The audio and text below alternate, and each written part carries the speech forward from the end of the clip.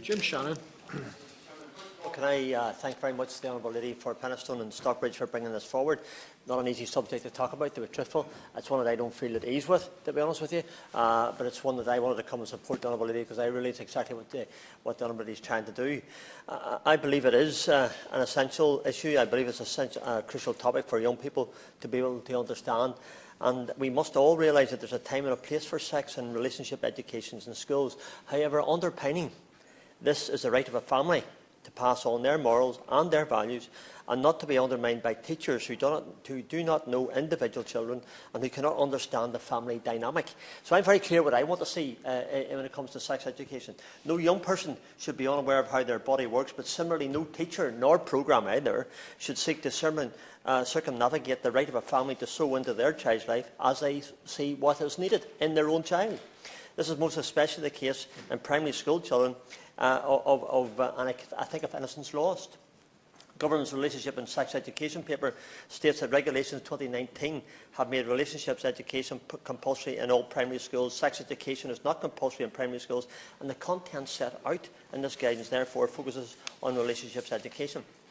Despite this, there has been a very worrying trend, very worrying number of schools across the United Kingdom who have felt it necessary to teach children not just about sex, but also about gender identity and trans issues.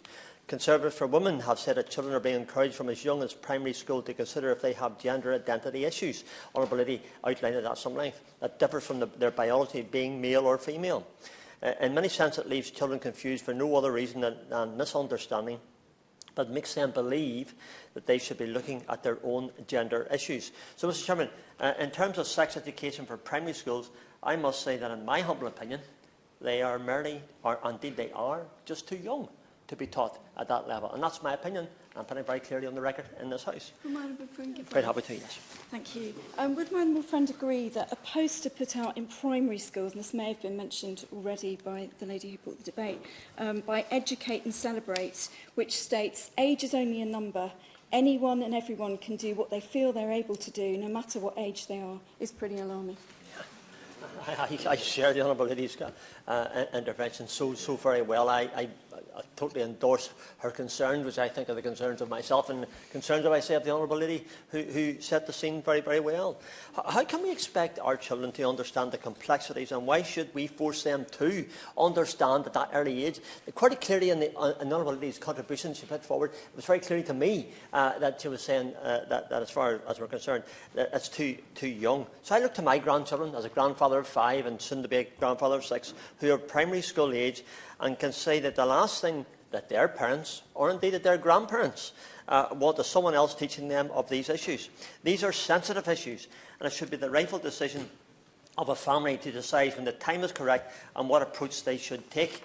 Whilst I appreciate the health and education system is devolved, and the Minister here has no responsibility for Northern Ireland. I'm going to mention Northern Ireland, always do in these debates. Important that we do these things, and we have a perspective of across this great United Kingdom of Great Britain and Northern Ireland, how we do it in our own regions. And this extremity of what has been taught in schools does not currently apply to some devolved assemblies. There is no doubt something that will possibly evolve, and it may do.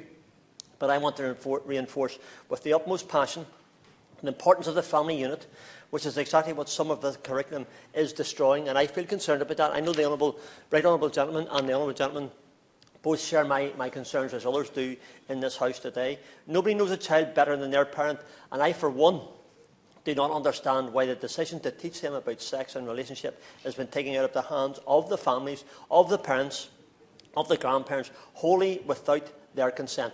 Honourable Lady referred to that in her contribution, and she gave examples of it, and I have the same examples that I'm concerned about back home in Northern Ireland.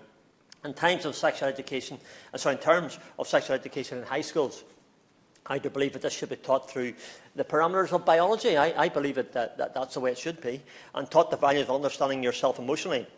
However, the problems arise when the curriculum allows teachers to seek to mould minds instead of allowing children to formulate their ideals and feelings. We must bear in mind that there's a line of what a child should be taught in school and what a parent chooses to teach their school at home can be very different.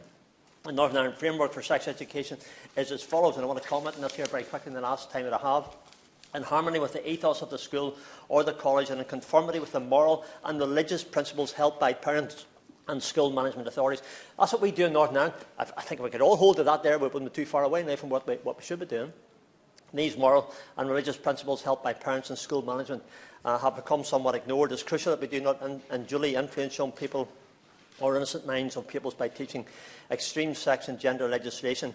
And having seen some internal material been taught in Northern Ireland, such as the English book, the references made in this English book that we have in Northern Ireland, and they refer to, I hate to use these terminologies, but they refer to glory holes, sexual animal abuse and oral sex. This was a 13-year-old boy. His parents were mortified whenever they seen what was being talked about. And the young boy had little or no understanding of what was going on either. So I wrote to the Education Minister asking how this could ever be in a curriculum and what possible literary benefit, because there's none, could ever come which outweigh the introduction of these concepts. To conclude, Mr. Chairman, there needs to be a greater emphasis on the line between what is appropriate to be taught in school and then at home. In addition, a greater respect for parents and what they want their children to be taught. Family values should be at the core of a child's adolescent education, as it is of a sensitive nature and needs to be treated carefully, with respect